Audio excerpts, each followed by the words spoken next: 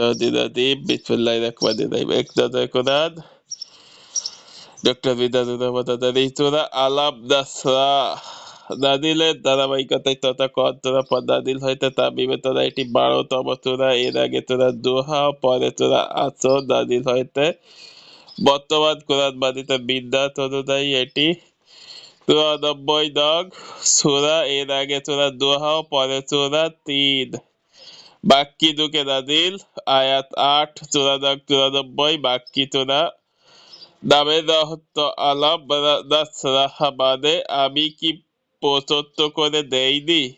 তোরা প্রথম আয়াতে রাসূল সাল্লাল্লাহু আলাইহি সাল্লামকে উদ্ধৃত করে আল্লাহ বলেন আমি কি তোমার মুখ প্রদত্ত করে দেইনি। সেখান থেকেই সূরাটির নাম হয়েছে আলাপ নাসরা। সূরাটি আরেক নাম হলো শব্দটি নাসরাহ শব্দ থেকে এসেছে যার অর্থ সম্প্রসারণ ও প্রশস্তকরণ। বেদতিব এক রাসূল সাল্লাল্লাহু আলাইহি সাল্লামের বুককে আল্লাহ প্রশস্ত করে দিয়েছেন, দুই বোঝা চড়িয়ে তার পিঠকে হালকা করে দিয়েছেন, তিনি তার মর্যাদাকে সমুন্নত করেছেন। তোরা শুরু হতে সম্পর্ক তোরা শুরুতে আল্লাহ তাআলা তার প্রিয় বান্দা মুহাম্মদ সাল্লাল্লাহু আলাইহি সাল্লামকে যে সকল নিয়ামত দান করেছেন তার বর্ণনা দিয়েছেন, পাশাপাশি তার নবীকে জানিয়ে দিলেন জীবনের কষ্ট আসবে, আবার সেই কষ্টের সাথে সত্যিও থাকবে। তাই সূরার শেষে তাকে উপদেশ দিলেন কষ্টকর অবস্থা থেকে কিছুটা অবসর হলেও তিনি যেন আল্লাহর কাছে মনের আকুতি পেশ করার ক্ষেত্রে পূর্ণ মনোযোগ দেন। সূরার অন্য সূরার সঙ্গে সম্পর্ক এই সূরার আগে সূরা হলো সূরা দোহা যা শেষ করা হয়েছে এই বাণীর মাধ্যমে।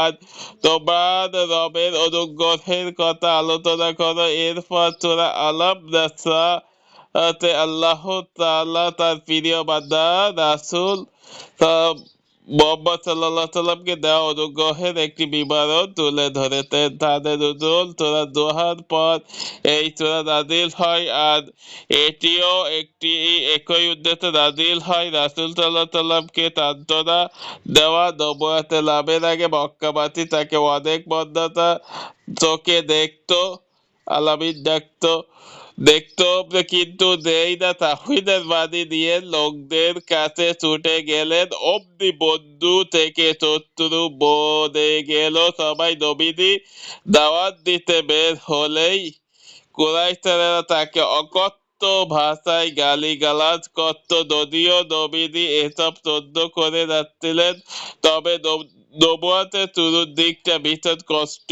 পেতেন তিনি।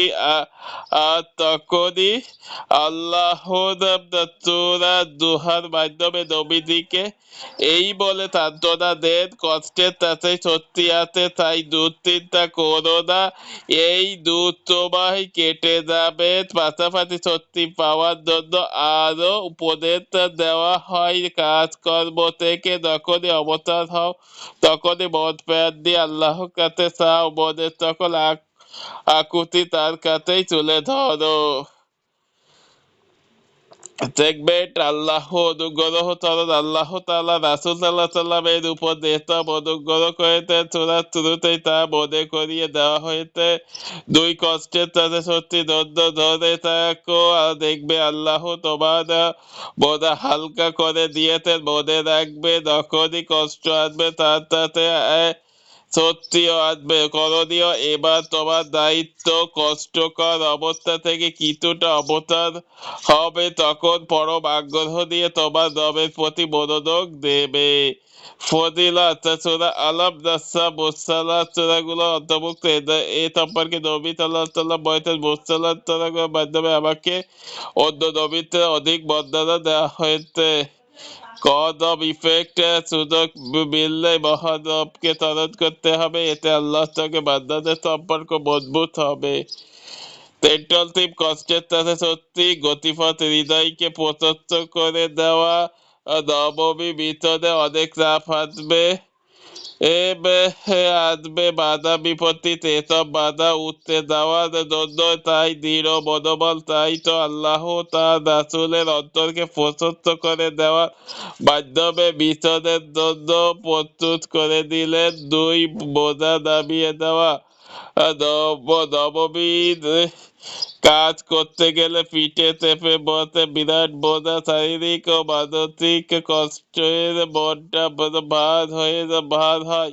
তবে একটা সময় আল্লাহ সেই বোঝা নামিয়ে দেন, তখন মেলে সত্যি জীবনের এক ধ্রুবতাক্ষ কষ্টের পর সত্যি, সত্যির পর কষ্টের জীবনে এক চরম বাস্তবতা। মানুষের জীবনের এই প্রতিক্রিয়া একটি চক্রের মতো ঘুরপাক খায়, আর এইটি আল্লাহ নির্ধারিত রীতি। কাঁধে নামার পালা, কষ্ট কেটে গেলে, ভালো সময় এলে কাঁধে নেমে পড়তে হবে। একাগ্র চিত্তে আল্লাহ ইবাদত করা যেতে পারে।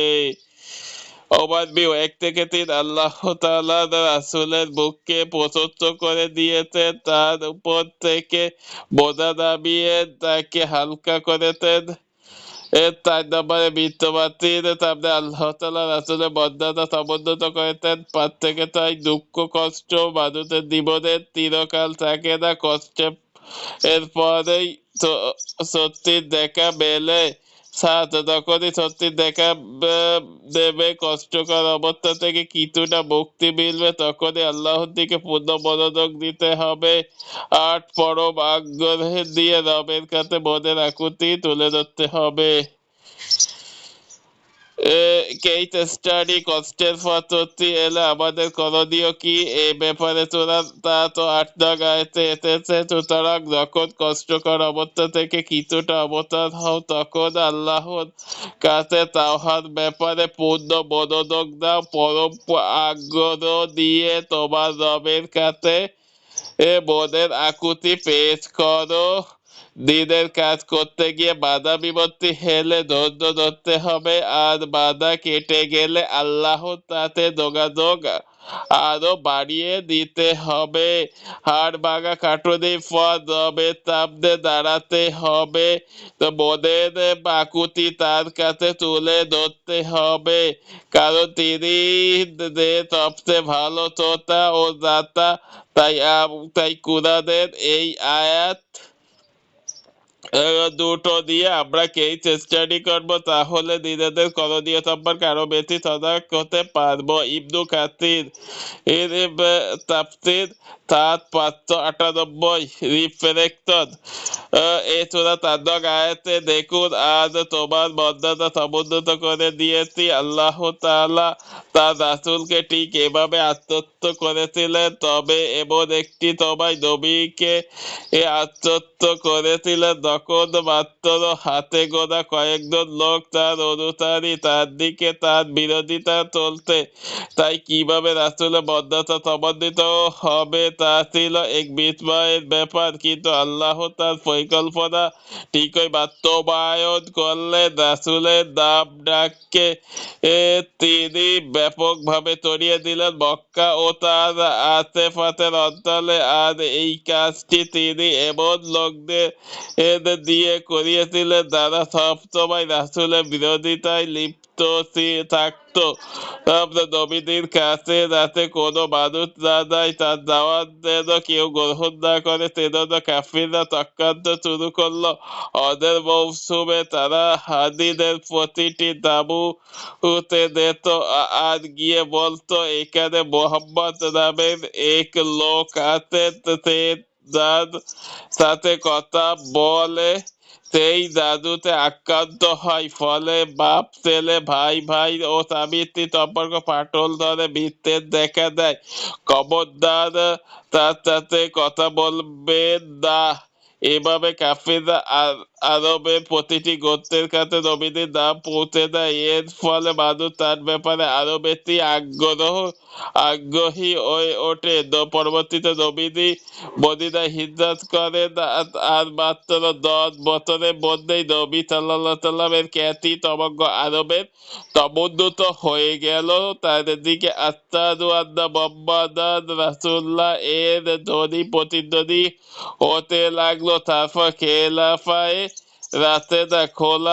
খোলাফায়ে রাশেদার শাসনামল থেকে নবীজি মোবারক নাম উচ্চারিত হতে লাগলো। সারা দুনিয়ায় এই সিলসিলাটি আজ পর্যন্ত বেড়েই চলেছে।